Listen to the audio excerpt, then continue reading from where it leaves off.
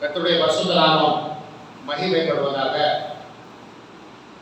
இந்த நாளிலும் செய்திக்கு ஆதாரமாக நாம் வாசிக்க வேண்டிய வேத பகுதி 1 கொரிந்தியர் 9ஆம் அதிகாரம் 24வது வசனம். 1 கொரிந்தியர் 9ஆம் அதிகாரம் 24வது வசனம். பந்தய சாலையில ஓடுகிறவர்கள் எல்லாரும் ஓடுவார்கள். ஆகிலும் ஒருவனே பந்தயத்தை பெறுவான்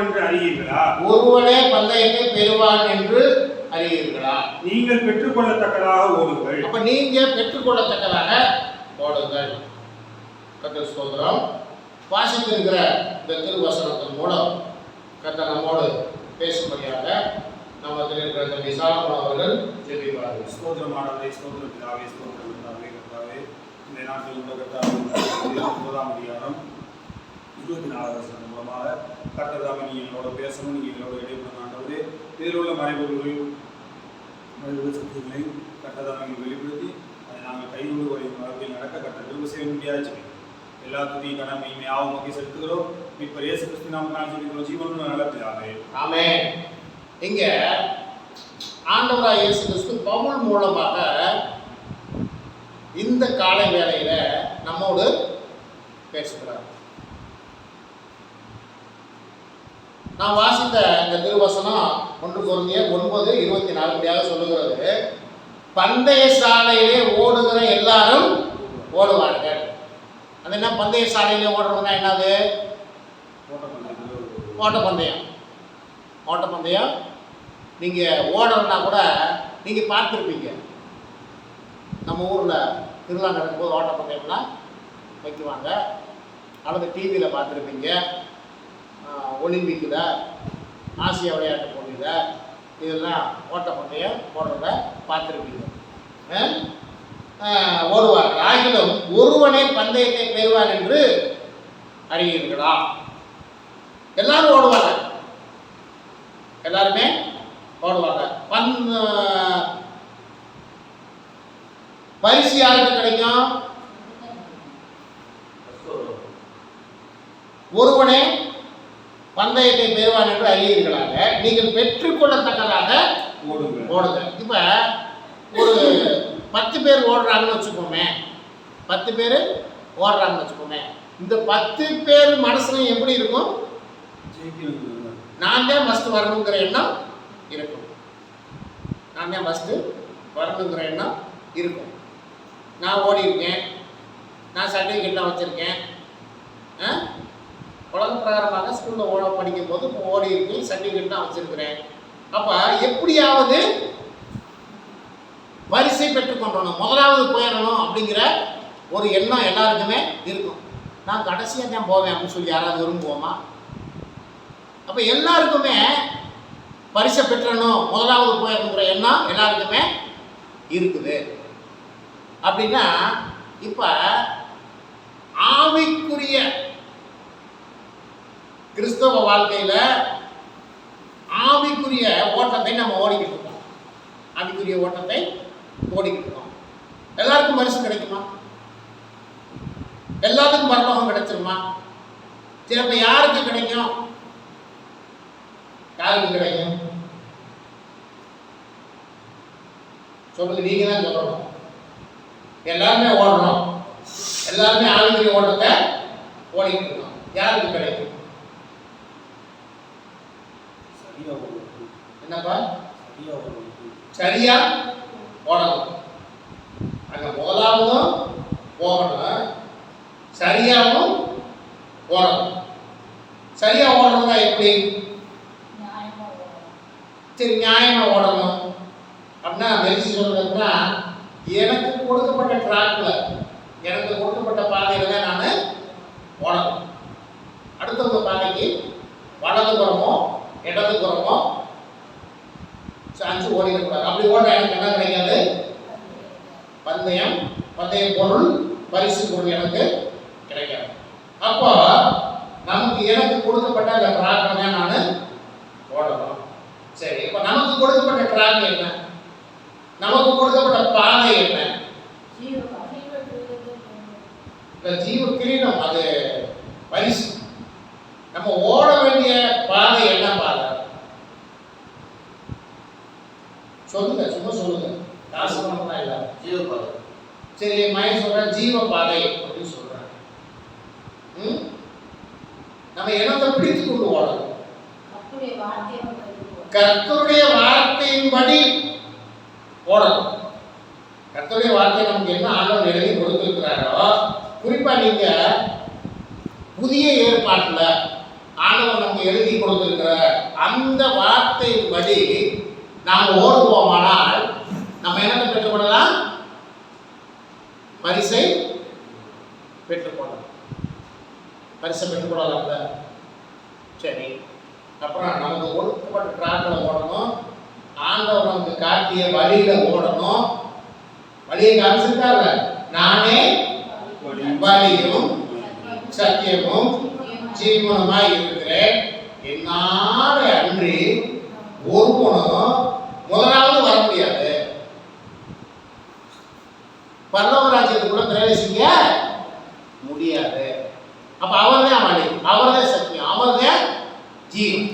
ஆகவே பாருங்க, நம்ம அப்படி நம்ம வந்துட்டு கரெக்டா போடணும். சரி, இப்ப பந்தய சாலையில ஓடுகிற எல்லாரும் ஒவ்வொருத்தரும் ஒவ்வொரு விதமான ட்ரெஸ் போட்டுப்பாங்க. நம்ம எப்படி இருப்போம்?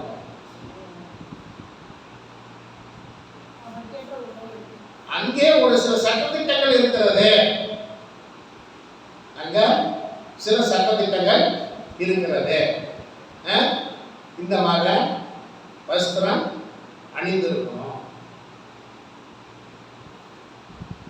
அந்த நாட்டினுடைய அடையாளம் இருக்கணும். நம்பர் கொடுத்துருப்பாங்க, எல்லாம் கொடுத்துருப்பாங்க. அப்ப அதுலயும் சரியாக இருக்கணும். இப்ப பாருங்க, ஆவிக்குரிய பிள்ளைகளாகிய நமக்கு ஆண்டவர் அநேக கட்டளைகளை கொடுத்திருக்கிறார். ஆவிக்குரிய ஓட்டத்தை ஓடிக்கொண்டிருக்கிற நமக்கு ஆண்டவர் அநேக கட்டளைகளை புதிய ஏற்பாட்டில் கொடுத்திருக்கிறார். எப்படி கொடுத்திருக்கிறாரு? என்ன வஸ்திரம் நீங்க உடுத்திருக்கணுமா?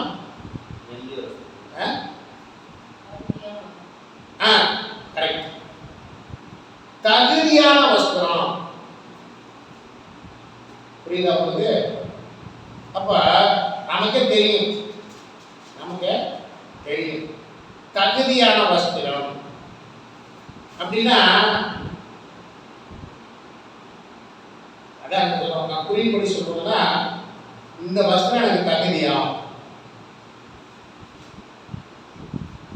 சில பேர் நான் பார்த்துருக்கிறேன், நம்ம கணவனோட வர்றாங்க, காய்கறத்தோடு வர்றாங்க. சில பெண்கள் தகாத வஸ்திரங்களை அணிந்து கொண்டு இளம் வயதுள்ள பெண் பிள்ளைகள் இங்கே வேறு வந்து பார்த்தோன்னா 10 பேர் பார்த்தோன்னா கையை வச்சு, இது தேவையா, இது தேவையா? வீட்டில் கிளம்பும் போதே நீ தகுதியான வஸ்திரத்தை உடுத்தி கொண்டா நல்லது. சரியா? உலகக்கார இருக்கிற பிள்ளைகள் அப்படின்னா ஆவிக்குரிய பிள்ளைகளும் அப்படித்தான் இருக்கிறார்கள். நீங்கள் கவிழ்ந்து பார்க்க டிவியில் பாடலாம் பாடுவாங்க. அவங்க வஸ்திரம், அவங்களுடைய நடை உடை பாவனைகளை பாருங்க. அது கருத்துக்கு பிரியமாக இருக்குமான்னு சொல்லி யோசிச்சு பாருங்க. இருக்கவே இருக்காது. இன்னைக்கு காலையில் ஒரு சகோதரி பாட்டு பண்ணாங்க, நான் பார்த்தேன். அவங்க முடிய ஒரு பகுதி பின்னாடி கிடக்கு, ஒரு பகுதி தூக்கி முன்னாடி போட்டாங்க.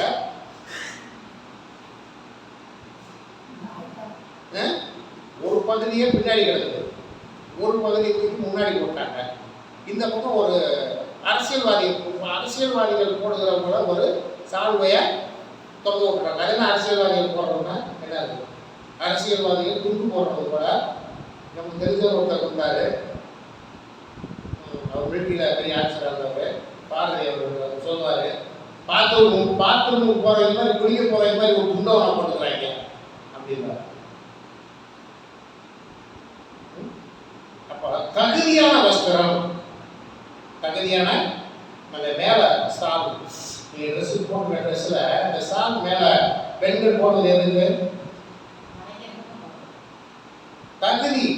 தகுதி அப்படின்னு ஒன்று இருக்கு. அதை பெற்ற தாய் ஒன்று சொல்றது இல்லை, அவன் கட்டின புருஷன் சொல்றது இல்லை. நம்மள மாதிரி யாரும் சொன்னோம்னு வச்சுக்கோ, வேலையை பார்த்து போயா அப்படின்னு சொல்லிடுவாங்க. இந்த காலத்து ஸ்டைல் அப்படிலாம் சொல்ல மாட்டாங்க. வேலையை பார்த்து போயா இப்படி சொல்லிடுவாங்க. சரி, கர்த்தருக்கு ஸ்தோத்திரம். ஆகவே இந்த பந்தய சாலையில ஓடுறோம். இப்ப நம்ம உலகத்தை பத்தி பேசல, நம்ம தேசத்துல யாரை பத்தி பேசுறோம்? ஆவிக்குரிய கிறிஸ்தவர்களை பத்தி பேசுகிறோம். ஆவிக்குரிய கிறிஸ்தவர்களை பற்றி நம்ம பேசிக் கொண்டிருக்கிறோம். ஆகவே பந்தய சாலையில ஓடுகிற எல்லாரும் ஓடுவாங்க, எல்லாரும் ஓடுவாங்க. ஆனா பந்தயம் யாரு கிடைக்குமோ ஒருவனுக்கே கிடைக்கும். அப்ப இதை கேட்டுக்கொண்டிருக்கிற கர்த்தருடைய பிள்ளைகளை நீங்கள் பெற்றுக்கொள்ளத்தக்கதாக சொல்லுங்க. கோரிக்கை கல்யாணம் பண்ணுவீங்க. பெற்றுக்கொள்ளத்தக்கதாக ஓடுங்கள் இல்ல, ஓடுவேன். நான் ஓடுவேன், ஓடுவோம் இல்லை, ஓட கடவோம் இல்லை. பெற்றுக்கொள்ளத்தக்கதாக நான் ஓடுவேன். சரி, கர்த்தருக்கு ஸ்தோத்திரம். அதிலே பாருங்க 25 வருஷம். பந்தயத்துக்கு போராடுகிற யாவரும், பந்தயத்துக்காக போராடுகிற யாவரும் எல்லாவற்றிலையும் இச்சையடக்கமாய் இருப்பார்கள். எல்லாவற்றிலையும் இச்சையடக்கமாய் இருப்பார்கள். அது என்னங்க இச்சையடக்கமா? என்னது? இப்போ பந்தயத்துக்காக போராடுறோம், பந்தயத்துக்காக போராடுறோம். எப்படி போராடுறோம்? நான் எப்படியாவது முதல்ல போயிடணுங்க, நான் எப்படியாவது பரலோகத்துக்கு போயிடணுங்க. போராட்டம் இருக்கு. ஆனா அந்த போராட்டம் எப்படி இருக்கணும்னா இச்சை அடக்கம் இருக்கணும். இச்சை அடக்கம்னா என்னது? இச்சை அடக்கம்னா என்னது? இந்த உலகத்துல நம்ம பார்க்கிறது எல்லாத்தையும் அடைத்து விட வேண்டும் என்கிற இச்சை எல்லாருக்கும் இருக்கு. ஏதாவது ஒரு விதத்துல அந்த சென்னைப்பட்டினத்துல அந்த ஊழியக்காரர் போயிட்டாரு, தாமசராஜ் இருக்கிறவர், தேசிய, அவர் சொல்றாரு, எல்லாத்தையும் விட்டுருவானா பிசாசானவன். எல்லாத்தையும் கூட நம்ம ஆவிக்குரிய பிள்ளைகள் கட்டுப்படுத்தி உயர்ந்து வந்துடுவோம். ஒரு விஷயத்துல எப்படியாவது நம்ம விழுக்காட்டி வேணாம். அது என்ன விஷயம் தெரியுமா? என்ன விஷயம்? இச்சை. இச்சை என்கிற காரியத்தை எப்படியாவது அந்த விஷயத்தை நம்மள ஒழுங்காட்டலாம். ரொம்ப ஜாக்கிரதை. ஏன்னா நமக்கு தெரியவே தெரியாது, நமக்கு தெரியவே தெரியாது. அந்த இச்சையில நம்ம விடுபடின பிசாசானவள் நம்மளை அந்த மாதிரி பொருட்களை நம்ம மத்தியில நமக்கு காண்பிப்பான். குறிப்பா நீங்க இந்த திண்டுக்கல்ல இந்த டிமார்ட், இந்த பெரிய பெரிய நீங்க மாலுக்கு போனீங்கன்னா அங்க இருக்கிற எல்லா பொருளையும் வாங்கணும்னு வாங்கணும். இப்ப பாருங்க, ஆதாம் ஏவாளுக்குள்ள அந்த பழம் என்ன பழம்? அந்த மரத்துக்கு என்ன பேர்? என்ன அந்த மரத்துக்கு பேர்? நன்மை தீமை அறியத்தக்க விருட்சம். அந்த பழத்தை ஆண்டவர் திக்க கூடாதுன்னு சொல்லி இருந்தாரு. இந்த ஆதாமுக்கு ஏவாளுக்கும் அது எப்படியாவது திங்கிறதுல என்ன இருந்துகிட்டே இருந்திருக்குது. அது எப்படியாவது அதை தின்றணும் அப்படிங்கிற எண்ணம் அவங்க மனசுல இருந்திருக்குது. நமக்கு அப்படித்தான் இருக்கு, நமக்கும் அப்படித்தான் இருக்கு. எப்படியாவது இன்னைக்கு பொறிச்ச சிக்கனை வாங்கி எப்படியாவது தின்றணும். ஆனால் மருத்துவர்கள் ஆலோசனை நமக்கே தெரியும், அதை தின்னா என்ன ஆகும்? சேராதுன்னு சொல்றத காட்டிலும் அது ஒரு நாள் நம்ம உடம்புக்கு சேராம நமக்கு நோயை கொண்டு வந்து விடும். சரி, இப்ப ஆறாம் ஏவாள இச்சிக்கிட்டு இருந்ததுனால அது மேல ஒரு ஆசை இருந்துகிட்டே இருந்ததுனால பிசாசானவ வந்து நைஸா பேசி அதை திங்க வச்சுக்க. இப்ப பாருங்க, எனக்கு பலவீனம், எனக்கு பலவீனம், எனக்கு மனசுல இருந்துகிட்டே இருக்குது. ஆட்டுக்கறியை வாங்கி திங்கலாமா, கோழிக்கறியை வாங்கி திங்கலாமா, இல்ல மீனை வாங்கி தின்றலாமா? இருக்கு, ஆசை இருக்கு, இச்சை, இதுதான் இச்சை. ஆனா இப்ப தின்னா என்ன ஆகும்? என்ன ஆகும்? இப்ப 544 கிராம் சுகர் எவ்வளவு காமிங்க? அப்ப நான் என்ன செய்யணும்? இச்சை, எனக்கு இச்சை இருக்கு, நான் அதை அடக்கணும். இச்சை இருக்கு, எனக்கு ஆசை இருக்கு, நான் இப்ப அதை அடக்கு. எல்லா மனுஷனுக்கும் உண்டு, எல்லா மனுஷனுக்கும் உண்டு. ஆமா, ஆனா என்ன செய்யணும்? இச்சை வந்து என்ன செய்யணுமாமா? இச்சை அடக்கணும்னு என்ன தெரியுமா? சொல்லியிருக்கேன் உங்களுக்கு. இச்சை அடக்கணும்னா என்ன? அத பிரிச்சு சொல்லுங்க. இச்சை கூட்டல் அடக்கம், இச்சை பிளஸ் அடக்கம். சரி, இச்சை, இச்சை என்ன பண்ணணும்? அடக்கம் பண்றதுன்னா என்னது?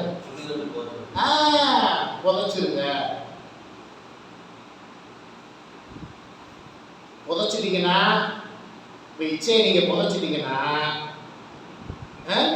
நம்ம தப்பிச்சிடும். வசனம் சொல்லுது, பந்தயத்தில் போராடுகிற யாவரும் எல்லாவற்றிலையும் இச்சை அடக்கமாய் இருப்பார்கள். இப்ப நம்ம பந்தயத்தை பெறணும், பந்தயத்தை பெறணும். உங்களுக்காக என்ன பந்தயம், என்ன பந்தய பொருள் ஆண்டவர் வச்சிருக்கா தெரியுமா? ஜீவ கிரீடத்தை வச்சிருக்கிறாரு. அதை நம்ம எப்படியாவது பெற்றுவிட வேண்டும். சரி, இப்ப பந்தயசாலையில் ஓடின 10 பேரும் 10 பேருமே கரெக்டா ஓடிட்டாங்க ஒரே டைம்ல. 10 பேருமே கரெக்டா ஓடிட்டாங்க ஒரே டைம்ல.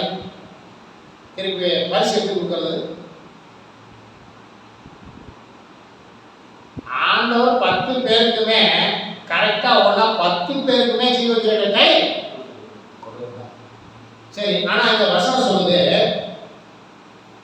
இச்சையடக்கமா இருப்பார்கள், அவர்கள் அழிவுள்ள கிரீடத்தை பெறும்படிக்கு அப்படி செய்கிறார்கள். அழிவுள்ள கிரீடத்தை பெறும்படிக்கு அவர்கள் அப்படி செய்கிறார்கள். இச்சையடக்கமா ஓடணும், தனக்கு கொடுக்கப்பட்ட பாதையில ஓடுறது, இந்த வஸ்திரம் தான் போட்டிருக்கணும், இப்படித்தான் போட்டிருக்கணும், எல்லாத்தையும் நீங்க சரியா செய்யணும் அப்படின்னு வேதவசனம் சொல்லுகிறது. அப்படி செய்கிறார்கள். நாமோ அழிவில்லாத கிரீடத்தை பெறும்படிக்கு அப்படி செய்கிறோம்.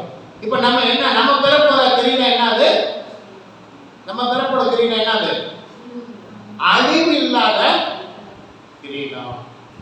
ஆகவே இந்த அழிவில்லாத கிரீடத்தை பெறப்போகிற நாம் எப்படி ஓடணும்? நமக்குள்ள என்ன இருக்கணும்? இச்சை இடமே இருக்கணும், சரியான பாதையில போகணும். ஆண்டவர் எழுதி கொடுத்திருக்கிற சத்திய வசனத்தை பிடித்து கொண்டு ஓடணும்.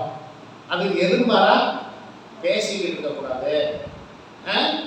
எதிர்மாறா பேசுற கிறிஸ்தவங்க நிறைய பேர் இருக்காங்க அன்னைக்கு. ஒரு ஊழியர் சொல்றாரு,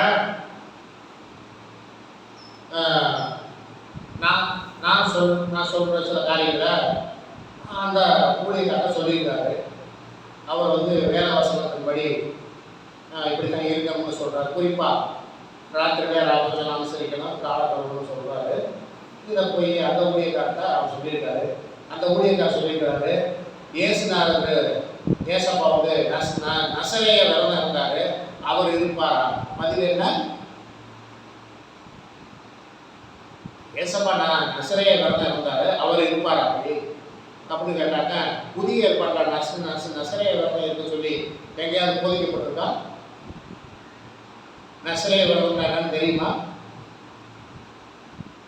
தெரியுமா உங்களுக்கு? நசரேய விரதம் என்னன்னு தெரியுமா? என்னாச்சு? பயம் படிக்கிறது இல்லைங்க. 40 நாள் 40 நாள் வேறக்காரங்க பாஸ்கா பண்ணாங்களா?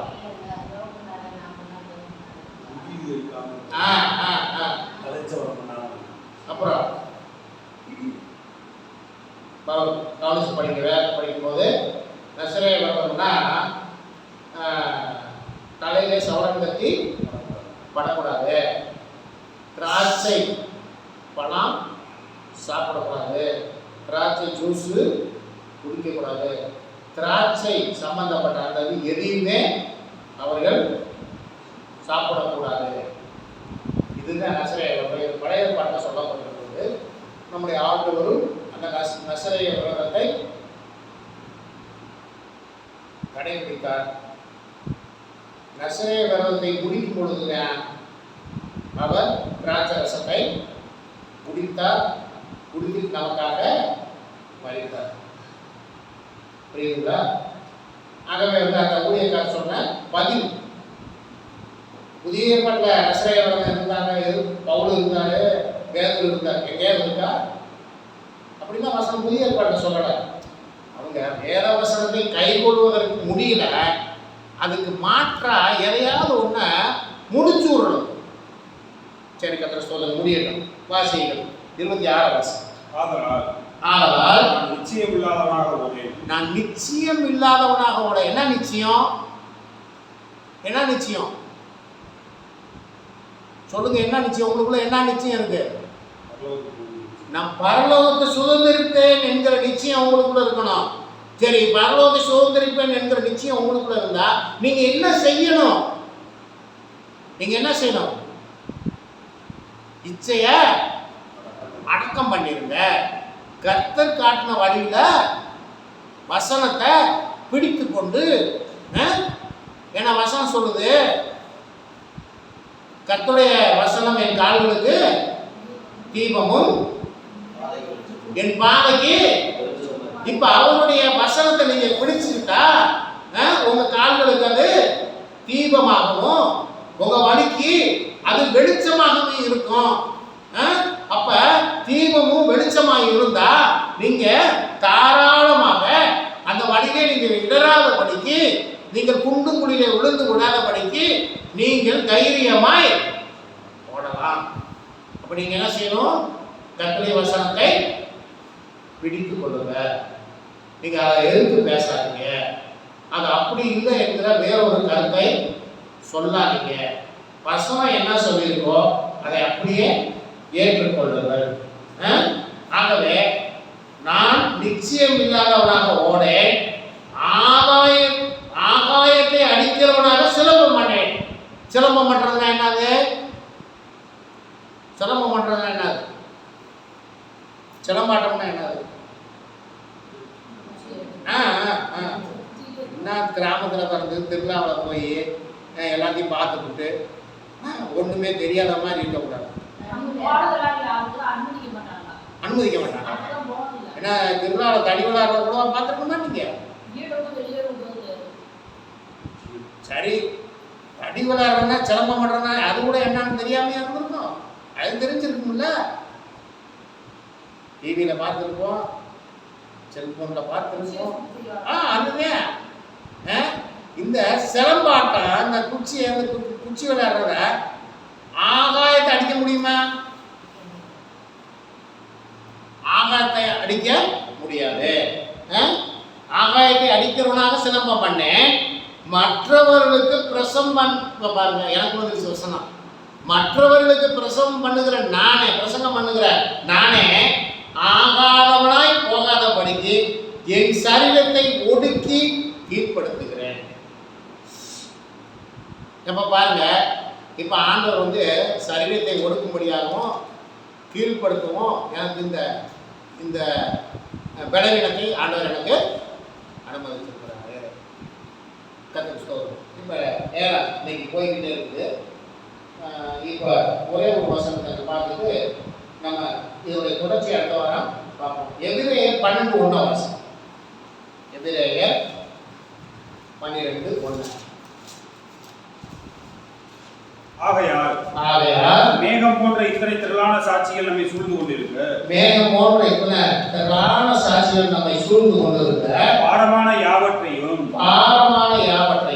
சுற்றி நெருங்கி நிற்கிற பாவத்தையும் தள்ளிவிட்டு, உங்களை நெருங்கி சுற்றி இருக்கிற எல்லா பாவத்தையும் தள்ளிவிட்டு விசுவாசத்தை துவக்குகிறவரும் முடிக்கிறவருமாய் இருக்கிற இயேசுவை நோக்கி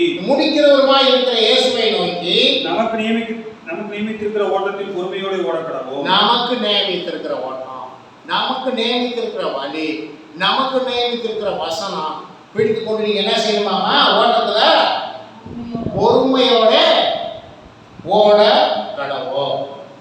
நம்ம என்ன செய்யணும்? நமக்கு நியமித்திருக்கிற ஓட்டத்துல பொறுமையோட ஓட கடவோம். ஓடலாமா? எங்க சபையை ஓடிடலாமா? அப்புறம் சொல்லுங்க, அப்படி தைரியமா சொல்லுங்க. எனக்கு நியமித்திருக்க ஓட்டத்துல நான் பொறுமையோட ஓடுவேன் அப்படின்னு சொல்லுங்க. நாங்க எல்லாரும் பொறுமையோட இந்த வார்த்தையை கேட்டுக் கொண்டிருக்கிற கர்த்தருடைய வார்த்தை கேட்டுக் கொண்டிருக்கிற கர்த்தருடைய பிள்ளைகள் இந்த நாளிலே ஒரு முடிவெடுங்க. நான் எனக்கு நியமித்திருக்கிற என்னுடைய ஓட்டத்தில் நான் தைரியமாய் பொறுமையோட ஓடக்கடவேன் என்று ஒரு உறுதிமொழி எடுங்க. பந்தய போட உங்களுக்காக ஆண்டவர் ரெடியா வச்சிருக்கிறாரு. கர்த்தருக்கு ஸ்தோத்திரம். கர்த்தர் தாமே இந்த காரியங்களை ஆசீர்வதிப்பாராக. காலையில ஒரு பாடல் சொன்னேன். எத்தனாவது பாடல்? 94 94வது பாடல் எடுத்துங்க. இந்த பாடல ஒரு சில சரணங்களை பாடிவிட்டு நாம் கடந்து செல்வோம். கர்த்தருக்கு ஸ்தோத்திரம். ஓட்ட பந்தயம் நீ ஓடுகிறாய், ஒழுங்குபடி ஓடு மகனே. ஓட்ட பந்தயம் நீ ஓடுகிறாய், ஒழுங்குபடி ஓடு மகனே. நெருங்கி வரும் பாவங்களை, நெருங்கி வரும் பாவங்களை உதறி தள்ளிவிட்டு ஓடு மகனே, உதறி தள்ளிவிட்டு ஓடு மகனே. பிரிய மனவனே, உன் ஆத்துமா வாழ்வது போல் நீ எல்லாவற்றிலும் வாழ்ந்து சுகமாயிரு மகனே. பிரிய மனவனே, உன் ஆத்துமா வாழ்வது போல் நீ எல்லாவற்றிலும் வாழ்ந்து சுகமாயிரு மகனே. வாழ்க்கை என்பது போராட்டமே, நல்லதொரு போராட்டமே. வாழ்க்கை என்பது போராட்டமே, நல்லதொரு போராட்டமே. ஆவிதரும் பட்டயத்த, ஆவிதரும் பட்டயத்த எடுத்து போராடி வெற்றி பெறு, எடுத்து போராடி வெற்றி பெறு. பிரிய மனவனே, உன் ஆத்துமா வாழ்வது போல் நீ எல்லாவற்றிலும் வாழ்ந்து சுகமாயிரு மகனே. ஆமென். நாம் கர்த்தருடைய சமூகத்தில் தாழ்த்துவோம், தாழ்த்தி நாம் ஜெபிப்போம். கர்த்தர் நம்மை ஆசீர்வதிப்பார். அன்பின் பரலோக பிதாவே, இந்த வேளையிலே நன்றி.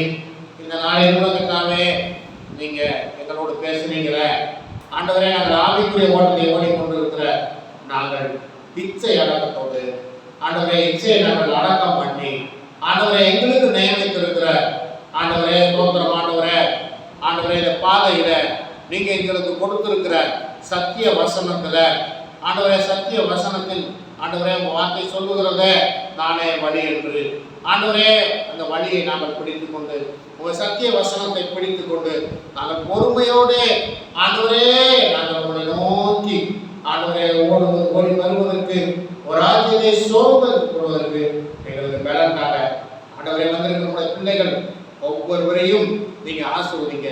பலவீனங்களை நீக்கி கொடுங்க, பலத்தினால் கிடைக்கட்டுங்க. ஆண்டவரே, மாம்சத்தில் காணப்படுகிற எல்லா பலவீனங்களையும் இப்பொழுதே இயேசு கிறிஸ்துவின் நாமத்தினால ஆண்டவரே உடைய பிள்ளைகளாய் எங்களிடத்தில் எடுத்துக்கொண்டு உங்க பலத்தினால் இடைக்கட்டி நாங்கள் பொறுமையோடு ஆண்டவரே உங்களை நோக்கி நாங்கள் ஓடி வருவதற்கு எங்களுக்கு பலன் தாங்க ஆண்டவரே. ஆண்டவரே, எங்கள் தொடர்ந்து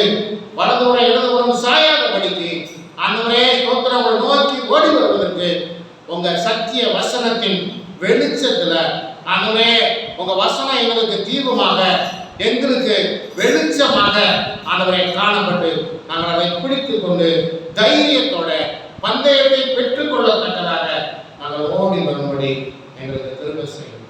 உங்க நாம மயப்படும். இதை கேட்கிற உடைய பிள்ளைகள் ஒவ்வொருவரையும் கர்த்தர் ஆசீர்வதிங்க. உங்க வருகைக்கு ஆயத்தப்படுத்துங்க. எங்களை தாழ்த்தி ஊக்குவிக்கிறோம். இயேசு கிறிஸ்துவின் நாமத்தால செபிக்கிறோம் எங்கள் ஜீவன் உள்ள நல்ல பிதாவே. ஆமென். என் ஆத்துமாவே கர்த்தர் ஸ்தோத்திரி, என் முழு உள்ளமே பரிசுத்த நாமத்தை ஸ்தோத்திரி. என் ஆத்துமாவே கர்த்தர் ஸ்தோத்திரி, கர்த்தர் செய்த சகல உபகாரங்களையும் மறவாதே. ஆமென். நம்முடைய பிதாவாகிய தேவனுடைய அன்பும் கர்த்தராகிய இயேசு கிறிஸ்துவின் கிருபையும் பரிசுத்த ஆவியானவரின் அன்பினையும் கர்த்தருடைய பிள்ளைகளை நம்மோடும் உலகத்தில் உள்ள எல்லா பரிசுத்தவான்களோடும் என்றும் என்றும் சதா காலம் இருப்பதாக. ஆமென். அல்லேலூயா, அல்லேலூயா, அல்லேலூயா, அல்லேலூயா. கர்த்தர் நம்மை நிறைவாய் ஆசீர்வதிப்பாராக.